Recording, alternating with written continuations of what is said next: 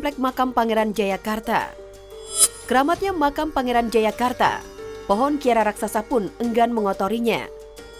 Di satu sudut Jakarta Timur, tepatnya di kawasan Jatinegara Kaum, terdapat makam keramat yang hampir setiap hari didatangi peziarah dari berbagai kalangan, baik yang datang dari Jakarta maupun daerah lain.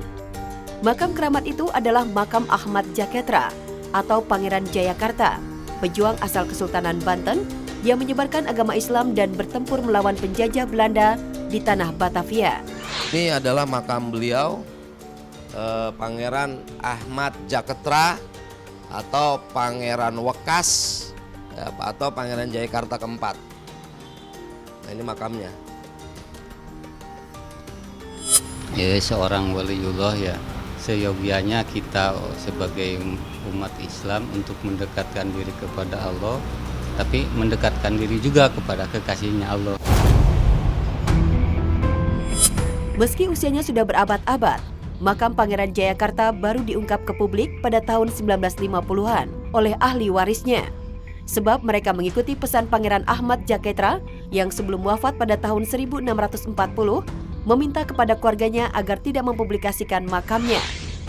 Dari cerita yang berkembang di masyarakat, semasa hidupnya Pangeran Jayakarta memiliki kesaktian. Selain tidak mempan ditembak, cicit Fatailah itu disebut-sebut bisa menghilang ketika akan ditangkap penjajah Belanda. Kekeramatan beliau itu sangat luar biasa sehingga beliau ini sangat sulit dikejar oleh VOC Belanda, kemudian juga ditembak itu kebal dan segala macamnya. Dan yang paling penting bagi saya adalah beliau ini mempunyai strategi perang yang sangat luar biasa sehingga VOC Belanda itu sulit untuk mencari beliau. Percaya banget karena aku kebetulan kan orang Jawa juga yang percaya dengan kejawen dan percaya dengan ilmu sakti. Kalau misalkan nggak bisa ditembak berarti dia mungkin orang dulu tuh kan kebanyakan pakai ritual khusus ya kan untuk melindungi diri sendiri. Beda kalau orang sekarang mungkin ya ilmu yang dulu dipakai untuk yang tidak baik. Selain kisah kesaktiannya, berada di komplek pemakaman Pangeran Jayakarta juga terdengar cerita misteri. Di komplek pemakaman seluas hampir 1 hektar, terdapat banyak makam yang merupakan keluarga serta keturunan Pangeran Jayakarta. Makam-makam itu dikeramatkan dan dianggap memiliki daya spiritual yang tinggi oleh para peziarah. Ada peziarah yang mengaku mencium wewangian saat berada di komplek makam, dan ada juga yang melihat sosok yang dimakamkan. Karenanya, ada peziarah yang menjadikan komplek makam Pangeran Jayakarta sebagai tempat mujarab untuk berdoa meminta hajat. Yang kamu lihat itu udah apa aja tadi kamu lihat? Banyak yang datang. Banyak.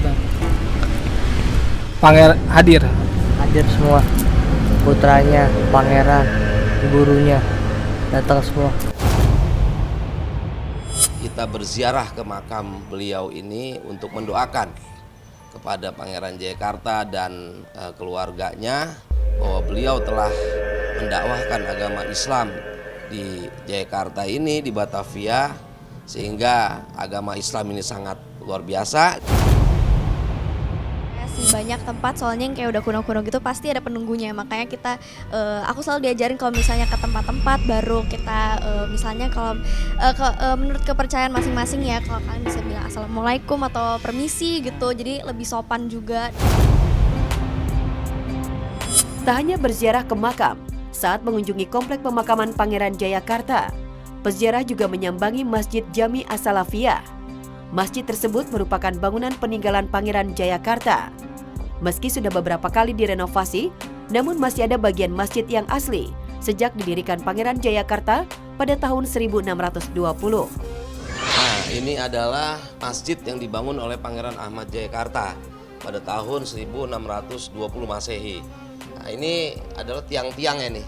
Ini kita pengurus masjid mempertahankan aslinya.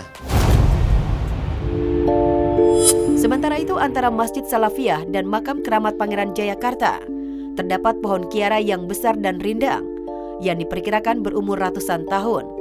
Uniknya, meski batang dan rantingnya menjulang plus melebar, namun ranting pohon itu tidak pernah jatuh serta mengotori area masjid maupun makam Pangeran Jayakarta.